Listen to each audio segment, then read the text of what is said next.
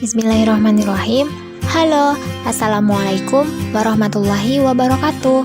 Selamat datang di RBBI, Ruang Belajar Bahasa Indonesia. Kali ini kita akan membahas mengenai teks debat. Materi pembahasan kali ini yakni yang pertama mengenai pengertian debat, yang kedua ciri-ciri debat, yang ketiga jenis-jenis debat, yang keempat unsur-unsur debat, yang kelima tata cara debat, dan yang terakhir yakni kebahasaan teks debat. Tahukah kalian apa itu debat? Menurut Kamus Besar Bahasa Indonesia, debat ialah pembahasan atau pertukaran pendapat mengenai suatu hal dengan saling memberi alasan untuk mempertahankan pendapat masing-masing. Sedangkan debat, menurut Henry Guntur Tarigan, ialah suatu argumen untuk menentukan baik tidaknya suatu usul tertentu yang didukung oleh satu pihak yang disebut pendukung atau afirmatif dan ditolak, disangkal oleh pihak lain yang disebut penyangkal atau negatif. Sedangkan debat menurut Doribu Henricus ialah saling adu argumentasi antar pribadi atau antar kelompok manusia dengan tujuan mencapai kemenangan untuk satu pihak. Nah, dari tiga pendapat ini dapat kita simpulkan bahwa pengertian debat ialah kegiatan atau proses saling bertukar pendapat untuk membahas suatu topik atau isu dari sudut pandang yang berbeda. Sedangkan teks debat berarti teks yang berisi kegiatan debat. Tujuan dari debat ialah untuk mendiskusikan dan memutuskan suatu masalah atau perbedaan. Nah, selanjutnya ciri-ciri debat. Ciri-ciri debat terdapat 4. Yang pertama yakni terdapat dua sudut pandang antara pihak yang pro dan kontra. Yang kedua, adanya proses saling mempertahankan pendapat. Yang ketiga, adanya saling adu argumentasi untuk memperoleh kemenangan. Yang keempat, adanya pihak penengah atau moderator. Selanjutnya yakni jenis-jenis debat. Jenis debat yang pertama ialah debat parlementer atau majelis. Debat ini dilakukan oleh kalangan pemerintah. Tujuannya untuk memberi dan menambahi dukungan bagi suatu undang-undang tertentu. Yang kedua, debat pemeriksaan ulang. Debat ini digunakan untuk mengetahui kebenaran pemeriksaan terdahulu. Debat ini dilakukan dalam proses hukum, digunakan untuk memeriksa atau mencari kebenaran dari suatu kejadian. Yang ketiga ialah debat formal, konvensional, atau debat pendidikan. Debat ini dapat dilakukan oleh siapa saja. Tujuan dari debat formal ini ialah untuk memberi kesempatan bagi dua tim pembicara untuk mengemukakan kepada pendengar sejumlah argumen yang menunjang atau yang membantah suatu usul. Nah, setiap pihak diberi jangka waktu yang sama bagi pembicara-pembicara konstruktif dan bantahan. Yang keempat ialah debat kompetitif. Debat ini sengaja diselenggarakan untuk kepentingan perlombaan. Debat kompetitif tidak bertujuan untuk menghasilkan keputusan, tetapi lebih diarahkan untuk mengembangkan kemampuan tertentu di kalangan pesertanya, seperti kemampuan untuk mengutarakan pendapat secara logis, jelas, dan terstruktur. Pembahasan selanjutnya ialah mengenai unsur-unsur debat. Unsur debat yang pertama ialah mosi. Mosi adalah pernyataan atau penentuan tentang suatu topik yang menjadi bahan debat. Mosi dapat disampaikan sebelum ataupun pada saat debat berlangsung.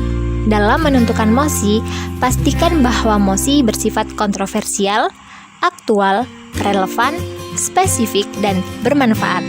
Yang kedua, tim afirmasi. Tim ini adalah pihak yang setuju dengan topik yang diperdebatkan, atau tim ini biasa kita kenal sebagai tim pro. Yang ketiga ialah tim oposisi. Tim ini kebalikan dari tim afirmasi. Tim ini adalah pihak yang tidak setuju dengan topik yang diperdebatkan, atau biasa kita kenal sebagai tim kontra. Yang keempat ialah tim netral. Tim ini ialah pihak yang tidak menaruh dukungan dan tidak condong terhadap salah satu tim, baik itu tim afirmasi maupun tim oposisi. Yang kelima ialah penonton atau juri yang dipanggil. Penonton atau juri memiliki peran sebagai penentu pemenang debat. Karena itu, penonton atau juri harus memiliki wawasan yang sesuai dan mampu bersikap adil, bukan mendasarkan keputusannya pada pendapatnya sendiri. Yang keenam, moderator. Moderator akan berperan sebagai pihak yang memimpin, mengarahkan, dan mengatur jalannya debat. Moderator harus mampu menengahi kedua pihak. Unsur debat yang ketujuh ialah penulis. Penulis atau notulen acara bertugas mencatat hal-hal terkait debat yang sedang berlangsung, misalnya mosi debat, pernyataan moderator, penyampaian masing-masing tim atau pihak, dan hasil keputusan akhir. Pembahasan selanjutnya ialah tata cara debat. Dalam teks debat, tata cara debat disebut sebagai struktur teks debat. Secara garis besar, tata cara debat dapat dibagi menjadi 5 bagian, yaitu sebagai berikut. Yang pertama, pembukaan oleh moderator. Dalam bagian pembukaan ini, moderator membuka debat, menjelaskan mosi, memperkenalkan tim dan anggota tim debat, serta membacakan tata tertib debat. Yang kedua, penyampaian pernyataan topik. Pada bagian ini, juru bicara setiap tim menyampaikan pendapatnya terhadap mosi. Pernyataan topik ini dilakukan secara bergantian tanpa ada tanya jawab atau interupsi dari tim lain. Yang ketiga, pelaksanaan debat. Pada bagian ini, setiap tim diberi kesempatan memberikan komentar atau mendebat pendapat tim lain. Tim yang didebat harus mempertahankan pendapatnya dengan menyampaikan argumen-argumen yang mendukung. Yang keempat, simpulan.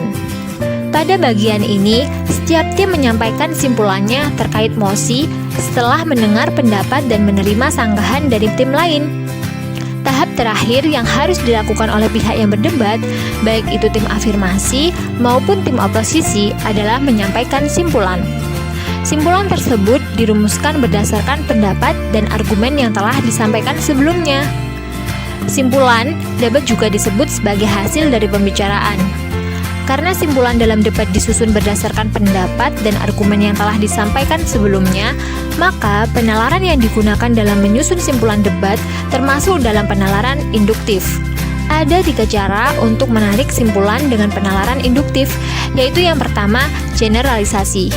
Generalisasi ini ialah berpangkal pada pernyataan-pernyataan yang bersifat khusus, fenomena-fenomena khusus, kemudian ditarik pernyataannya yang bersifat general atau umum. Yang kedua adalah analogi. Analogi ini ialah proses penarikan simpulan yang didasarkan atas perbandingan 2 hal yang berbeda. Yang ketiga, sebab akibat. Dalam pola penalaran ini, sebab bisa menjadi gagasan utamanya, sedangkan akibat menjadi gagasan penjelasannya, namun dapat juga sebaliknya. Yang terakhir yaitu penutup. Pada bagian ini, moderator menutup kegiatan diskusi. Biasanya berisi ringkasan, bukan simpulan, karena dalam debat seringkali tidak terjadi titik temu untuk menyepakati suatu permasalahan. Bahasan selanjutnya ialah kebahasaan teks debat. Kebahasaan teks debat yang pertama ialah bahasa baku. Tentu dalam menyusun teks debat haruslah menggunakan bahasa yang baku. Bahasa yang baku ialah bahasa yang sesuai dengan standar dan kaidah bahasa Indonesia. Yang kedua ialah kata denotatif. Kata denotatif ini ialah makna sebenarnya. Denotatif sendiri berkaitan dengan denotasi, yakni makna kata atau kelompok kata yang didasarkan atas penunjukan yang lugas pada sesuatu di luar bahasa atau yang didasarkan atas konvensi tertentu dan bersifat objektif. Yang ketiga, kalimat efektif. Kalimat efektif ialah kalimat yang berhasil menyampaikan informasi atau pemberitahuan dengan singkat, padat, jelas, dan lengkap yang bertujuan mempermudah pembaca atau pendengar memahami informasi yang disampaikan. Yang keempat, kalimat faktual. Kalimat yang di dalamnya mengandung hal atau peristiwa yang benar-benar terjadi.